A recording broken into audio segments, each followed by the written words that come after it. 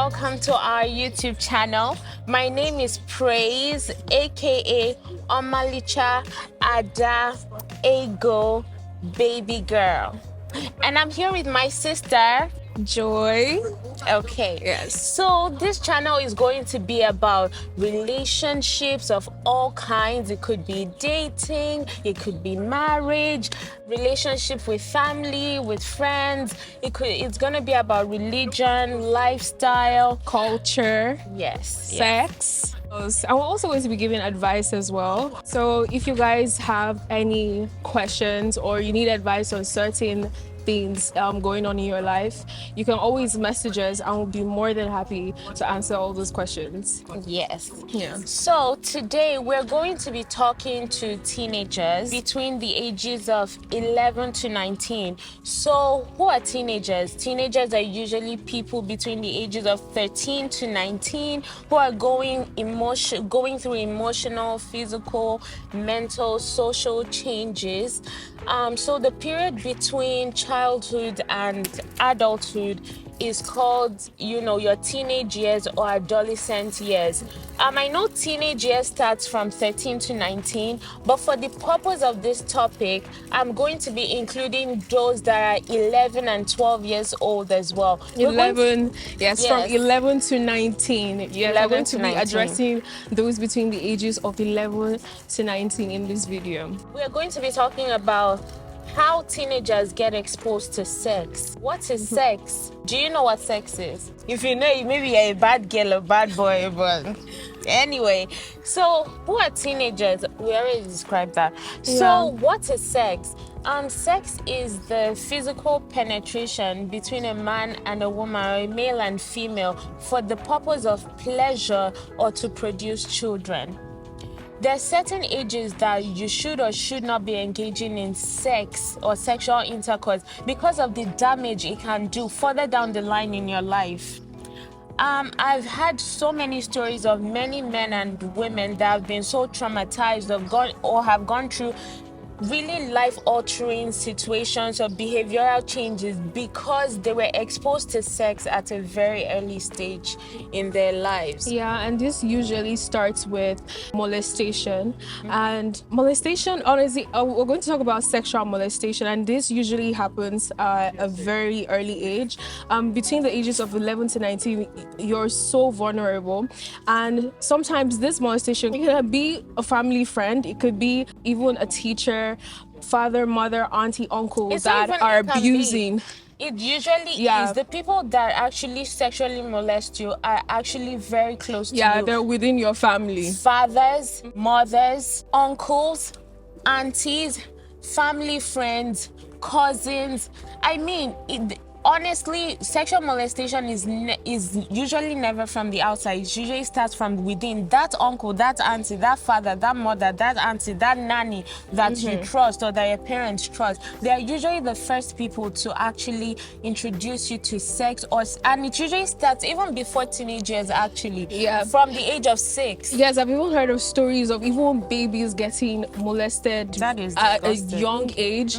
And honestly, it's very sickening because a lot of it comes from even fathers, it comes from stepfathers. It could even be like your aunt or uncle when your parents are too busy, they leave you over at their house, or you go to visit. That's usually when all these things occur. So as a parent, if you usually notice that when you drop your kids off at your, let's say, your uncles, aunties, it could even be grandparents, it could be stepfathers, stepmothers, cousins, pastors too. It happens a lot in the church. Yes, it's usually people you trust that you wouldn't think will actually do that. People you look up to. Yes. People that are actually not supposed to do those things. People who are supposed to protect you. And it's very disgusting, to have so many adults especially, or family members who are supposed to be your protectors. They're the ones that usually betray you in the worst way. So that's one way that young people and teenagers, even from childhood, get exposed to sexual abuse. Another way is through peer pressure. So at school, at a certain age, as your body physically changes, you begin to develop bigger breasts or bigger bum, or as a boy, you have higher testosterone. Yeah, or you start having, or your voice kind of deepens. You start like physically changing. Like you start having beards. Beards. Yeah, Maybe you feel like you're having more attention from girls. Yeah, or even more. You feel more sexually. You want to wear a skirt shorter because you think you would, attract. Or you're feeling more sexually attracted to the opposite sex. Yes, and as a girl, you want to you want to wear makeup. You have a crush on a guy. Between those ages, as a guy, you want to impress.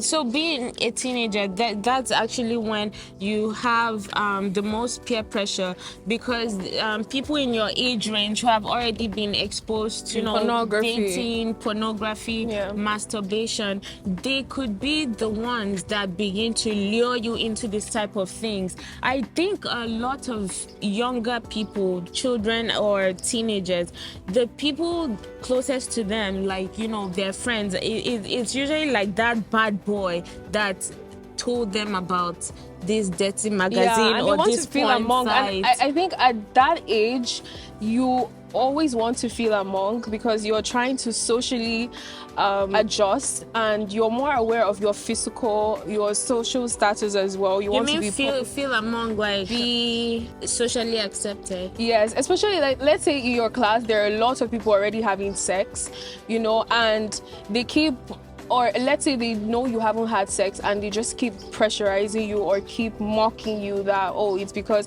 usually say this thing that it's lack of opportunity. What do you say?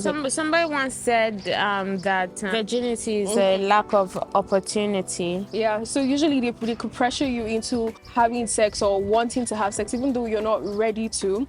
Just because your classmates are doing it, or to kiss that girl, or go in.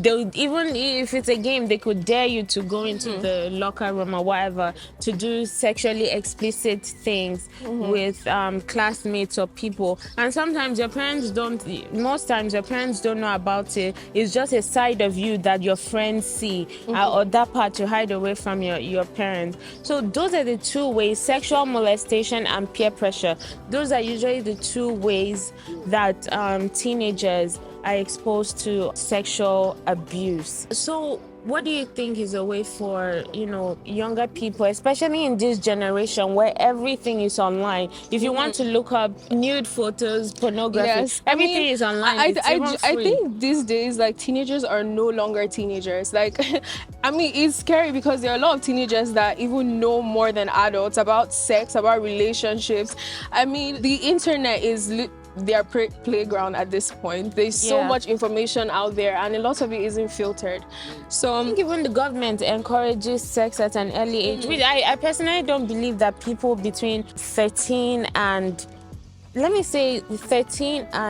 17 should be having sex. But by government law, a 16, 15-year-old is allowed to have sex with their if they give their consent. And I think they also, when they teach sex education in schools, they focus on what's it called? Protection. Yes, instead of abstinence. I know at that age your body changes, but it doesn't mean you have to go with what you're feeling in that moment. Not because you feel like having sex doesn't mean you should have sex. You're still very young. I've heard of stories of kids, of teenagers, they didn't even know what sex was the first time they had sex. I remember a video I watched. The girl said she didn't even know that it involved penetration. She literally thought that she was just going to sit on the guy's lap, and that's literally what she thought sex was, until she got pregnant, because she didn't know what she was engaging in. No one told her, or rather they told her, but she just felt like it. She just said she wanted to. Parents usually hide talking about sex with their children because they make sex look like it's bad, and it's actually not. I think sex is a good thing. And by the way, I forgot to mention, we're talking from a Christian perspective. Exactly. Because we are Christians, we believe in being born again, we believe in Jesus. So this topic is coming from a place terms of I'm using Christianity as a base. So I know that a lot of you watching might not be Christians, but I think you can pick one or two things from what we are saying. Yeah. Because whether you're a Christian or not, you don't deserve to be taken advantage of at such an early age, because it's really going to damage your life